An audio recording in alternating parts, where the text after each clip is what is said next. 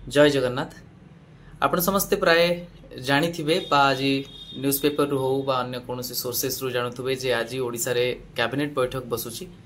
अनेक गुड़िए गुरुत्वपूर्ण विषय उपरे चर्चा तो निश्चय हबो, किंतु युवपीढ़ींकर विशेष करी शिक्षा क्षेत्र रे नियुक्ति क्षेत्र रे जो माने रुचि रखंती समस्तंकर नजर रहिछि, आशा मध्य रहिछि दुईटी निष्पत्ति उपरे। काले ओडिशा सरकार आज से दुईटी निष्पत्ति उपरे मोहर मारिबे।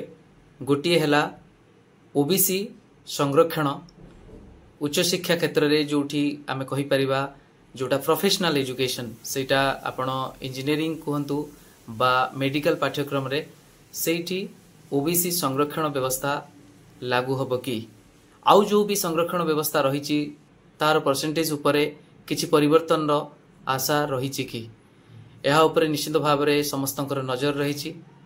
आउ गोटे कथा समस्तंकर अनेक दिन धरी दाबी रही आसी जे निजुक्ति रे प्रवेश बयस सीमा बा आपण कहि परंती निजुक्ति परीक्षा रे आवेदन करिवार जो सर्वोच्च बयस सीमा रही सेटा 32 रु बढ़ी 40 बा 42 बा 45 एमती किछि हेबो कि आशा सबु बेले एमती रही। अनेक समय कैबिनेट बैठक बसीची मुझेमती आगुरी गोटे वीडियो रे कही जे सबु निष्पत्ति एते सहज नुहे, किंतु इच्छा शक्ति थिले जदि संवेदनशील सरकार हुंती ताहले एटा सेमिति किछि बड़ निष्पत्ति नुहे।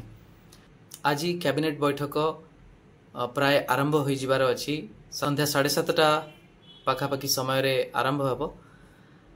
आ मोस्टली आपण कहि पारंती जे लेट इन द इवनिंग प्राय 9:30 10टा सुधा आपणको पाखरे खबर पहुंचीबो जे सरकार को निष्पत्ति उपरे मोहर मारिले आउ को विषय उपरे आलोचना करा जायतिला।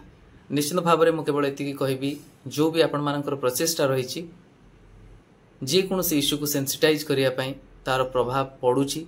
मु मध्य अनेक गुड़िए सोर्सेस रु से विषय रे खबर संग्रह करिछि जहा सुना जाउछि। निश्चित रूपे एही सब विषय उपरे आलोचना तो हबो, किंतु को निष्पत्ति रे मोहर बाजिबो आ को निष्पत्ति झुलिकी रहिबो से तो समय कहबो।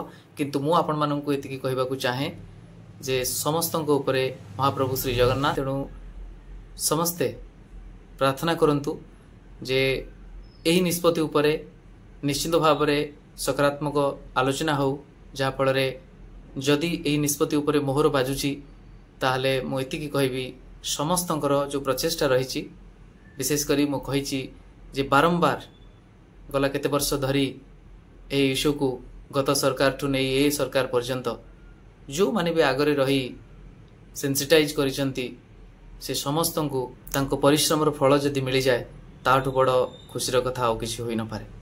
आशा करिबा, किंतु मु जेमती आगरु मध्य कहितली आज पुणी थरे कहबी हार मानिबा नाही।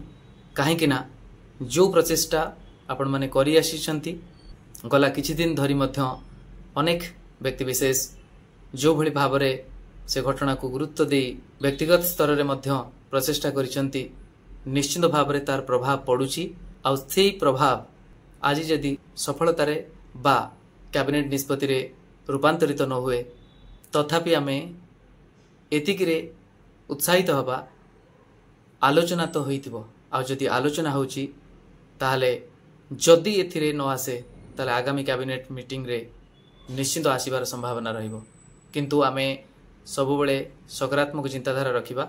मो आशावादी अछि, आपण माने मध्य आशावादी रुहंतु आ देखंतु कोन कैबिनेट बैठक रे निष्पत्ति आसुची। ऑल द बेस्ट समस्तंकु। जय जगन्नाथ।